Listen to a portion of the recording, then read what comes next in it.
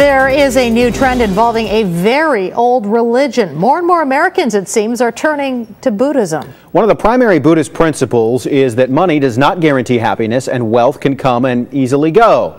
Tonight, our own anchor Dave Ward has a closer look at a local man who says Buddhism changed him, and now he's hoping he can help to change Buddhism. So Buddhism is going to change as it comes to the United States. Blue-eyed, fair-skinned, born and raised in the USA, but to Buddhist, Michael Schlosser could be the face of the future. 26 million Americans are influenced by Buddhism on a daily life.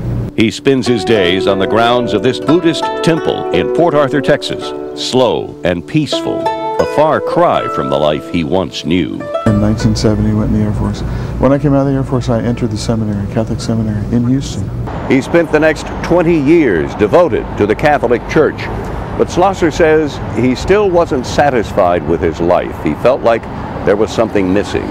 He left the church and he entered the corporate world. For 16 years, Schlosser worked in public relations, caught up in the rat race, and still unfulfilled.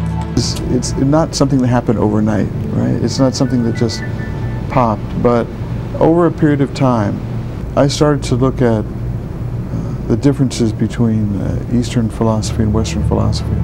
Finally, something clicked. It's like you kind of know when you've reached the right spot. I knew right then. A year after his study of Buddhism began, he was ordained one of the first Anglo-American Buddhist monks.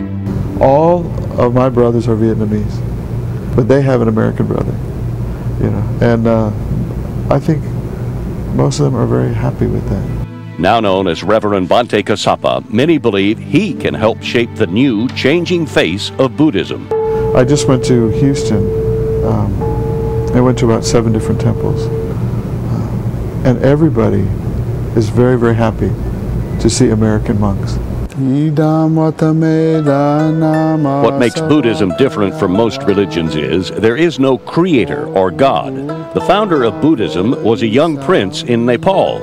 Upon realizing that wealth and luxury did not guarantee happiness, he set out to find inner peace. That was the year 563 BC, the same journey Reverend Kassapa believes many Americans are eager to embrace today. You're young, and you have a chance to do a lot more than I ever have. Now the student has turned teacher. What is the biggest challenge do you think I will have going forward? Like Schlosser, 25-year-old Matthew Rohn wants to become an American monk. And he kind of brought a little wedge in between the ethnic Buddhist temple, because previously it was mainly Vietnamese. Buddhism currently ranks as the 4th largest religion in the world, with Rohn and Schlosser joining 350 million others. It is a number expected to grow. There's a lot of comments about whether or not it'll be a strong or maybe watered down version, but I don't think so. You heard Dave mention that Buddhism is the 4th most popular religion in the world, so what are the top 3? Christianity ranks number 1 with 2.1 billion followers, Islam number 2 with 1.5 billion, and number 3, Hinduism with 900 million. If you'd like to find out more about Buddhism, just log on to our website at abc13.com.